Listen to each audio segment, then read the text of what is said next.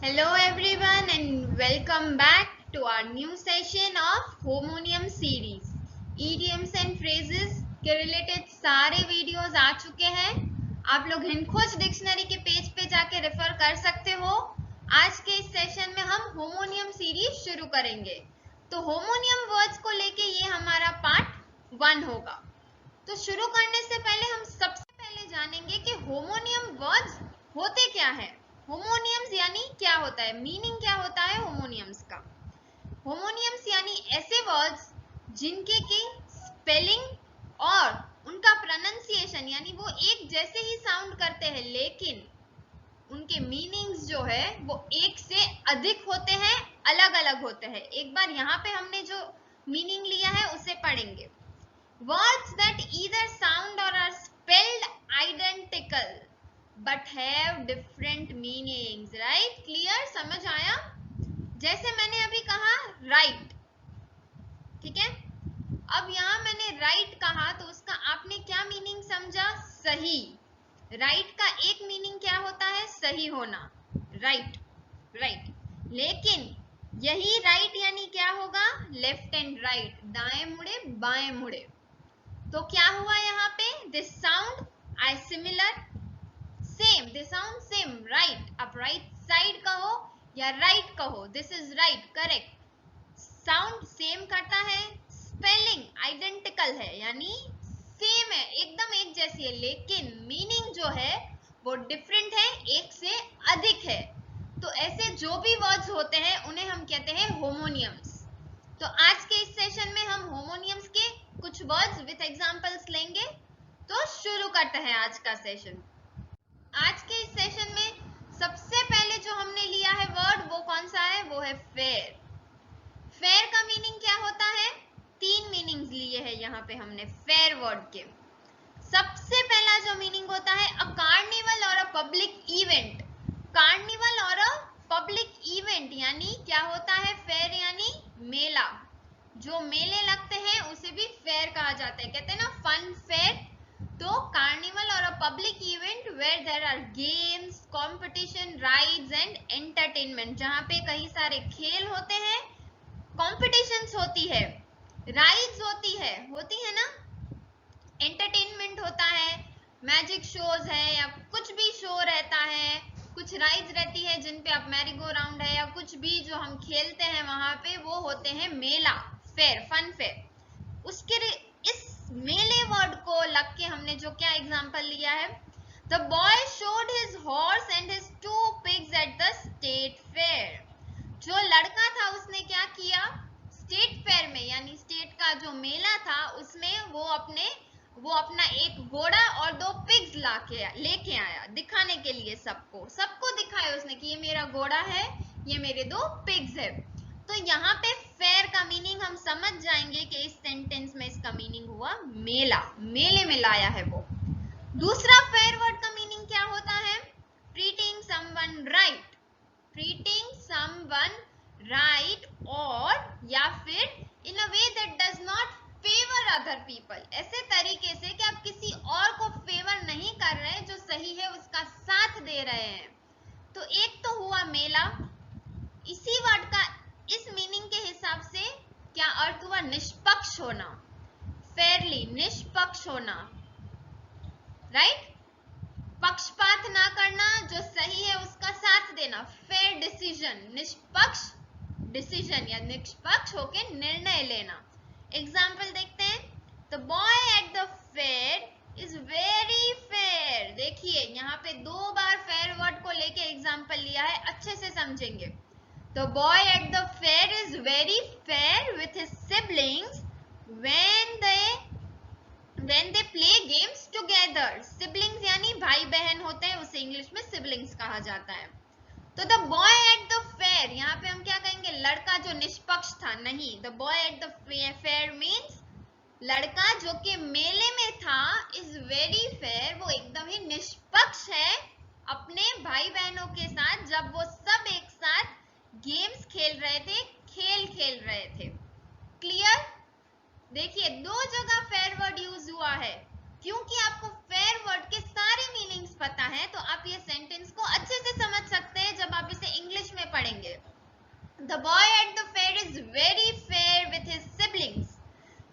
लड़का मेले में था वो अपने भाई बहनों के साथ एकदम ही निष्पक्ष था जब उन्हें खेल खिला रहा था। क्लियर है सबको? यस। एक और मीनिंग होता है जो कि है हैविंग द लाइट स्किन और हेयर, यानी एक फेयर, ये तो सब जानते होंगे, जब हम किसी गोरे आदमी को रेफर करते हैं या किसी गोरे ह्यूमन बीइंग को रेफर करते हैं, किसी भी गोरे चीज को, तो हम कहते हैं ना वो काफी गोरा है, she is a fair girl, she has a fair skin tone. तो यहाँ पे फेयर मेला या निष्पक्ष नहीं हुआ क्योंकि स्किन टोन की बात हो रही है, तो ऑब्वियस है फेयर क्या होगा, गोरा होना होगा। एग्जाम्पल के साथ देखते हैं, since her skin is so fair she has to be careful when she goes in the sun. क्योंकि उनकी स्किन फेयर है, क्योंकि वो गोरी है एकदम से, तो जब भी वो धूप में निकलेंगी तो उन्हें उनकी स्किन का ध्यान रखना चाहिए। क्लियर है? 3 मीनिंग हुए फेयर वर्ड के। एक फेयर वर्ड के कितने मीनिंग्स लिए हमने यहाँ पे? 3। एक क्या था? मेला, मेले में जाना। एक था निष्पक्ष होना, निष्पक्ष होना। और तीसरा क्या था? गोरा, किसी गोरी चीज या गोरे आदमी को जब हम रेफर कर रहे हैं। तो सेंटेंस पढ़ते ही हमें समझ आ जाना चाहिए कि ये इस सेंटेंस में फेयर वर्ड का क्या मीनिंग हो सकता है, गोरा होना होगा या निष्पक्ष होना होगा या मेले में जाना होगा। जैसे ही आप ये तीनों एग्जाम्पल समझ चुके होंगे, आप खुद ही समझ जाएंगे कि जैसे कि हमने पिग्स और हॉर्स का जो एग्जाम्पल दिखाया, जो कि लड़का मेले में लाया था उन एनिमल्स को, आप खुद ही समझ जाएंगे यहाँ पे गोरा मीनिंग रिलेट नहीं करता, ना ही निष्पक्ष होना रिलेट करता है। यहाँ पे जो रिलेट करता है फेयर वर्ड को वो होगा मेले में लाना। क्लियर है? आगे बढ़ेंगे। यस। नेक्स्ट हमने लिया है सॉ, SAW, सॉ। इस वर्ड का फर्स्ट मीनिंग क्या है? अ डिवाइस और tool with sharp teeth typically made of metal. नुकीले दांतों वाला एक उपकरण जो आमतौर पर धातु से बना हुआ है। किससे? धातु से बना हुआ है। जो भी कुछ नुकीला रहता है, धातु से बना हुआ है, उसे हम सॉ कहते हैं। क्या होता है वो? सॉ। एग्जाम्पल देखेंगे, He used a saw to cut the branch of the tree। देखिए, उन्होंने कोई नुकीली पदार्थ का इस्तेमाल किया, नुकीली दांतों वाला उपकरण था, उसका इस्तेमाल करके क्या किया? ट्री, पेड़ की जो शाखा थी उसे काटा, काटने के लिए इस्तेमाल किया। अब दूसरा मीनिंग इसी वर्ड का क्या होगा? To cut with a saw. देखिए, to cut with a saw यानी क्या होता है?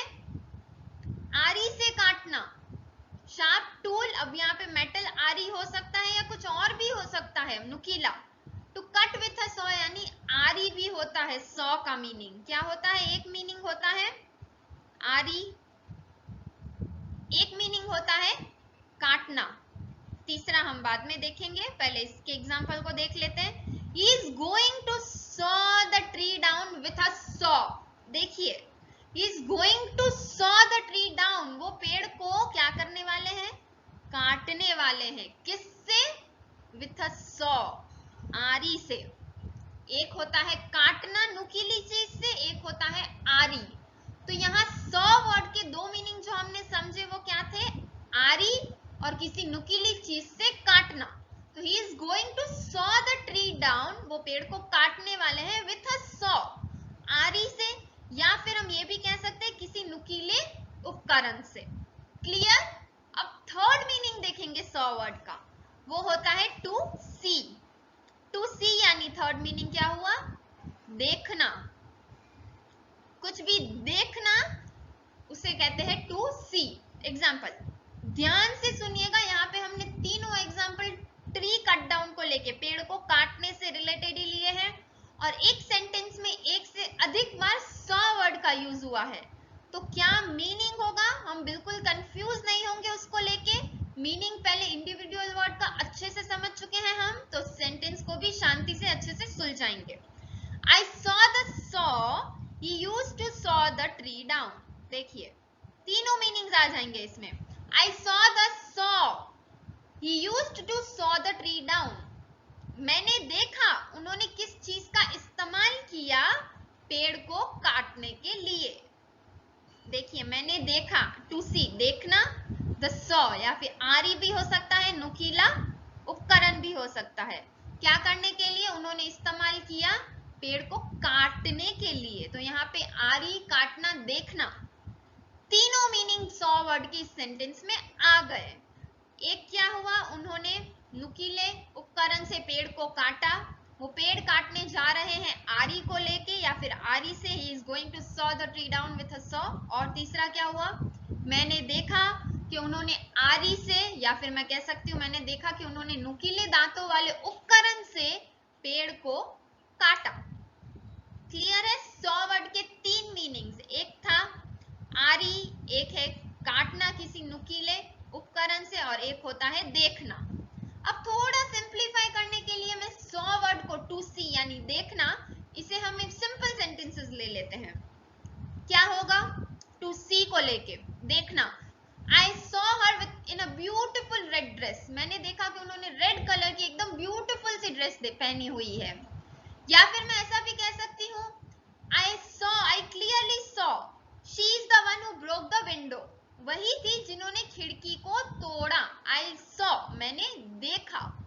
तो टू सी मतलब देखना होता है, आरी होता है और एक नुकीले दांतों वाला उपकरण।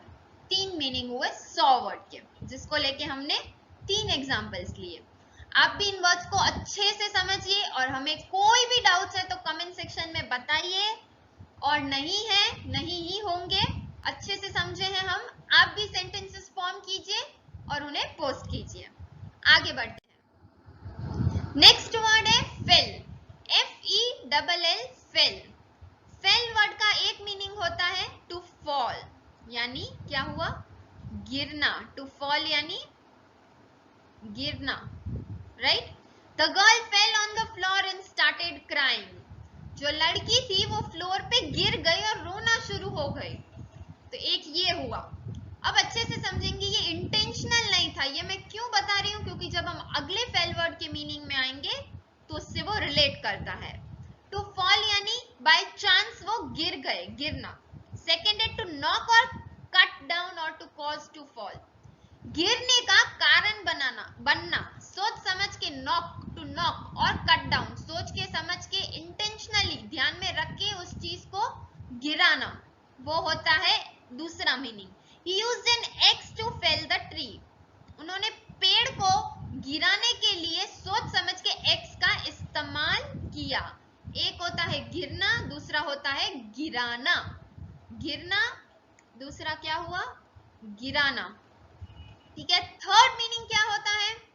फियर्स, क्रूअल और सेवेज, यानी भयंकर, जंगली या निर्दयी इंसान, उसे भी फेल कहा जाता है। He is such a fail fellow, यानी क्या कहेंगे? ये काफी भयंकर आदमी है, या फिर ये काफी जंगली है, या निर्दयी है, दयाहीन है, कोई भी दया भावना नहीं है उसके अंदर।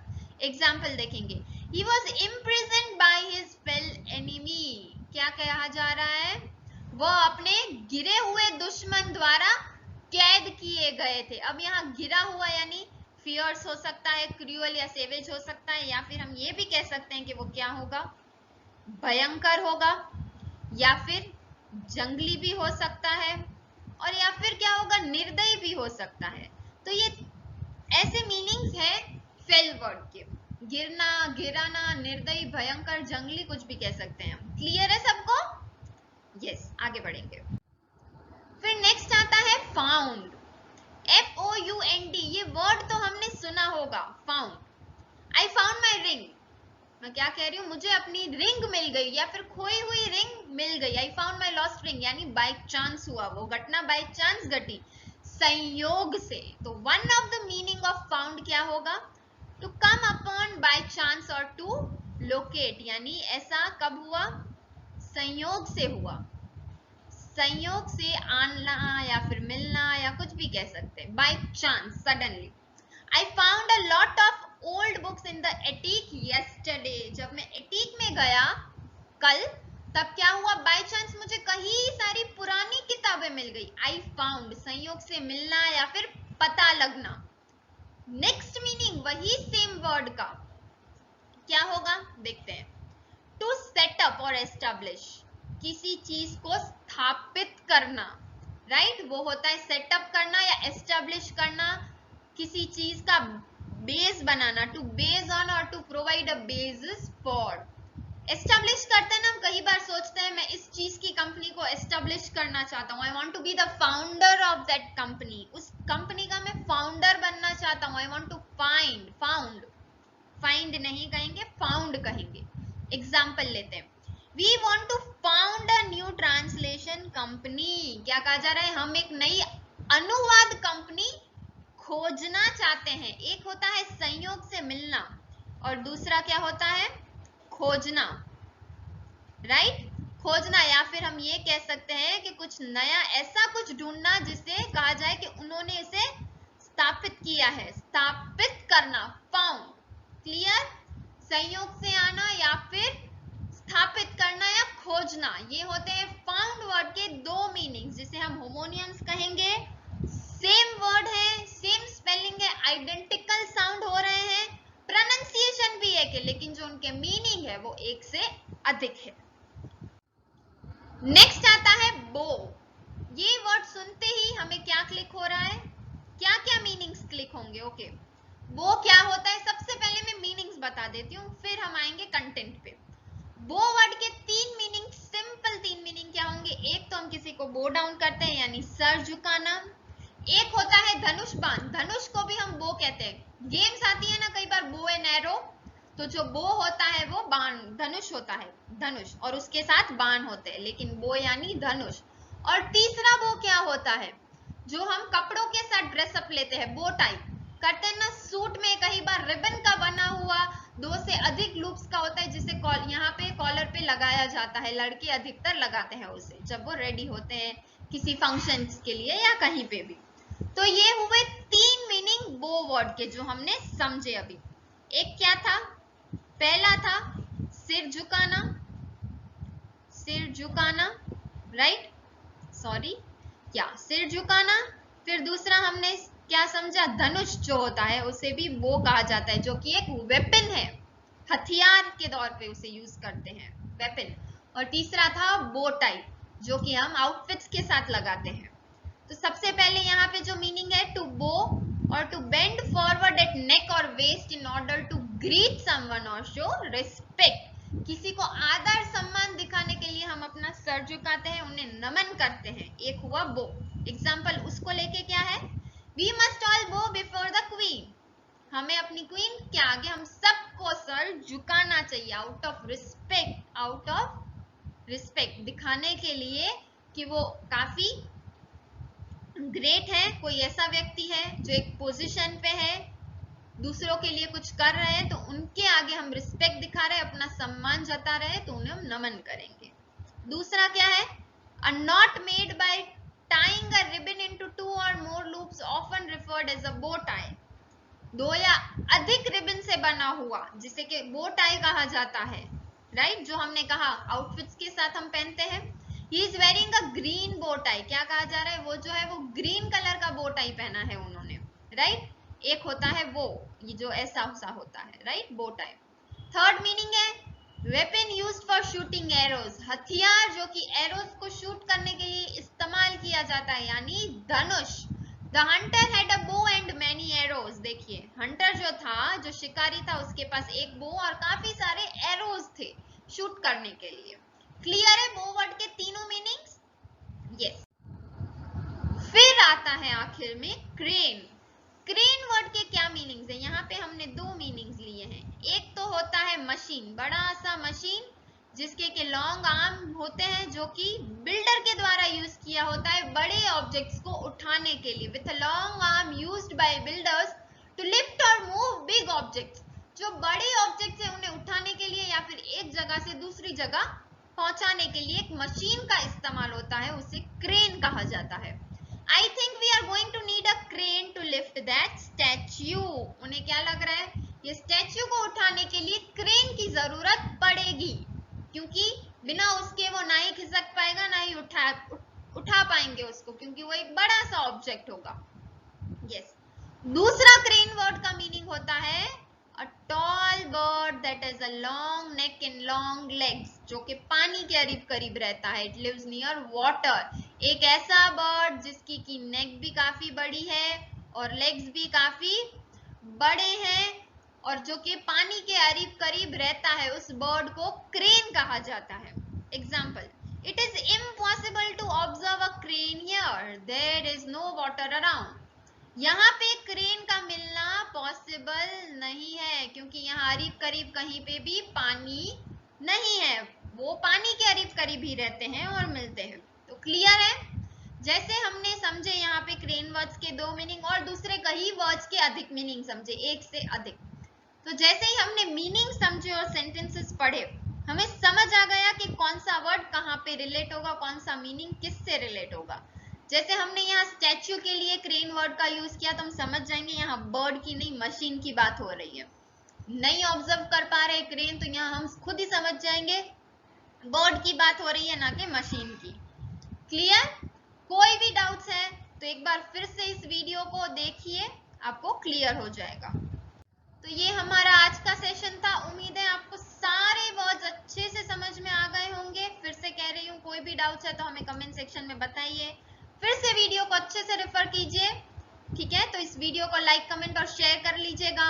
हिनखोज के पेज को अगर अभी तक सब्सक्राइब नहीं किया है तो तुरंत कर लीजिए और बेल आइकन प्रेस कर लीजिए ताकि नेक्स्ट अपकमिंग वीडियो की नोटिफिकेशन आपको इमीडिएटली मिलती रहे. फिर मिलेंगे नए वीडियो में नए सेशन के साथ. धन्यवाद.